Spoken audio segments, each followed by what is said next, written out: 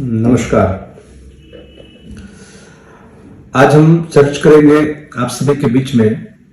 हम लोग सभी ग्रस्त जीवन से जुड़े हुए हैं और इस ग्रस्त जीवन में अनेक प्रकार का मांगलिक कर्म होते हैं, जैसे कि गृह प्रवेश, विवाह, नूतन नए तरीके से कोई आप फैक्ट्री बनाए हैं, ऑफिस बनाए हैं, ये सभी चीज़ों का ओपनिंग होती है।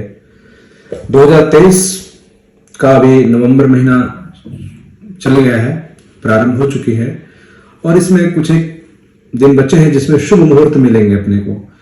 और 2024 में इस बार प्रत्येक वर्ष की अपेक्षा बहुत कम मुहूर्त मिलने वाला है आमजनों को, क्योंकि कुछ परिस्थिति ही ज्योतिष शास्त्र में कुछ परिस्थिति ही ऐसी बनी है इस बार 2024 में। तो इसी संदर्भ में आप सभी के समक्ष चर्चा को आगे बढ़ाएंगे। सबसे पहले 2023 के आखिरी की बात करेंगे। तो वर्तमान में कार्तिक मास चल रही है और दीपावली के बाद में देव जो सोए में है, देव शयन जिसको हम लोग बोलते हैं, वो देव उठेंगे नवंबर महीने में ही। उसके बाद विवाह, गृह प्रवेश इत्यादि मांगलिक कर्मों का मुहूर्त प्रारंभ हो जाएगी। लेकिन ये बहुत अधिक दिनों तक नहीं है, क्योंकि फिर 15 दिसंबर को धनु राशि में सूर्य चले जाएंगे। तो धनु राशि के सूर्य में, यानी कि धनु की संक्रांति में कोई भी मांगलिक कर्म नहीं होता है, जिसको आम भाषा में खरमास भी कहते हैं, मलमास भी कहते हैं। तो अभी आपका नवंबर 20 के बाद जो प्रारंभ होगी, देव उठने के बाद मुहूर्त प्रारंभ होगी, जो आपका 15 दिसंबर 2023 तक मुहूर्त रहेगा। इस दौरान आप विवाह की भी मुहूर्त मिल जाएगी, गृह प्रवेश का मिल जाएगा और भी अनेक मांगलिक कर्मों का मुहूर्त मिलता है। परंतु जब धनु राशि में सूर्य चले जाएंगे, फिर एक महीना कोई भी मांगलिक कर्म नहीं होगा। इस ग्रह से जुड़े हुए मांगलिक कर्मों की चर्चा हो रही है। जैसे आप कोई पूजा पाठ कराते हैं, अनुष्ठान कराते हैं, या और भी अनेक प्रकार के मांगलिक कर्म होते हैं, तो सब खरमास में या ये सभी चीजों में सब कुछ लागू नहीं होता। सिर्फ और सिर्फ गृहस्थ जीवन से जुड़ा हुआ मांगलिक कर्मों पे, जैसे कि गृह प्रवेश, विवाह, मुंडन, यज्ञोपवीत संस्कार इत्यादि।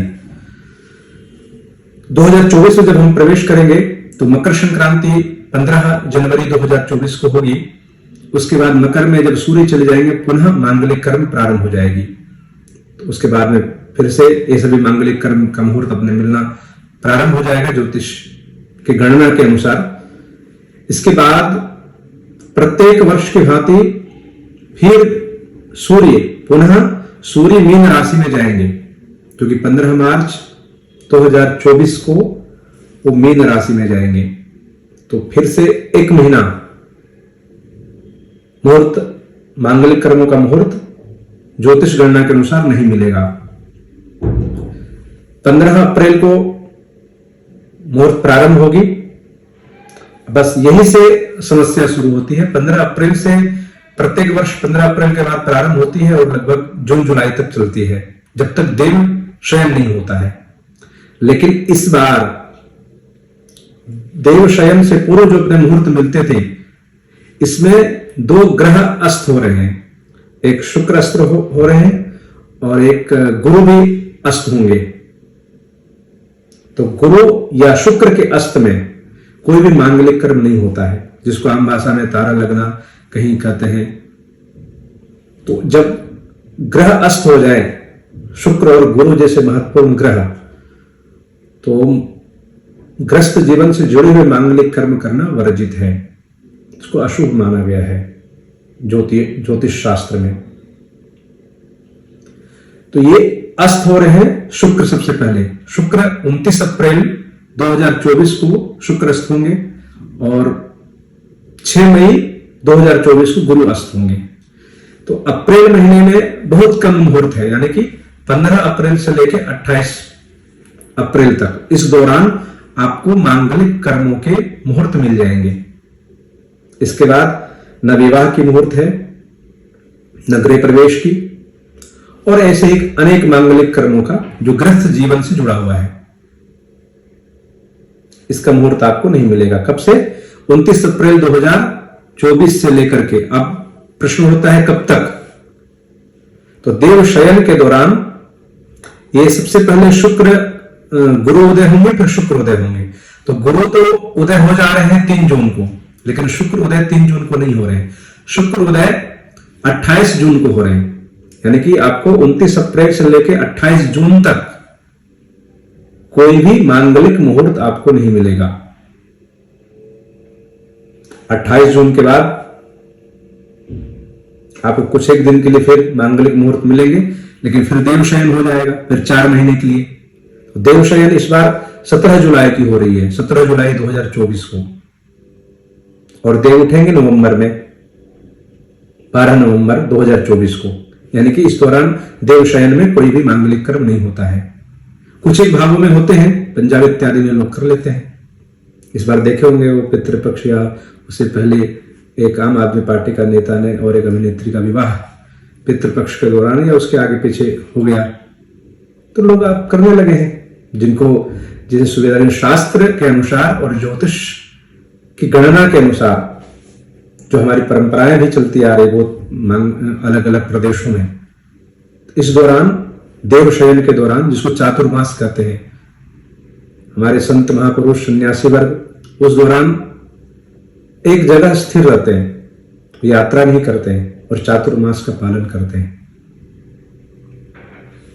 तो इस बार बात कर रहे थे मुहूर्त के बारे में, तो 29 अप्रैल से लेकर के 28 जून 2024 तक कोई मुहूर्त नहीं है, किसी भी प्रकार का मांगलिक मुहूर्त नहीं है। इसके बाद फिर जुलाई महीने में 17 जुलाई 2024 को देवशयन हो जाएंगे, जो 12 नवंबर 2024 तक रहेंगे।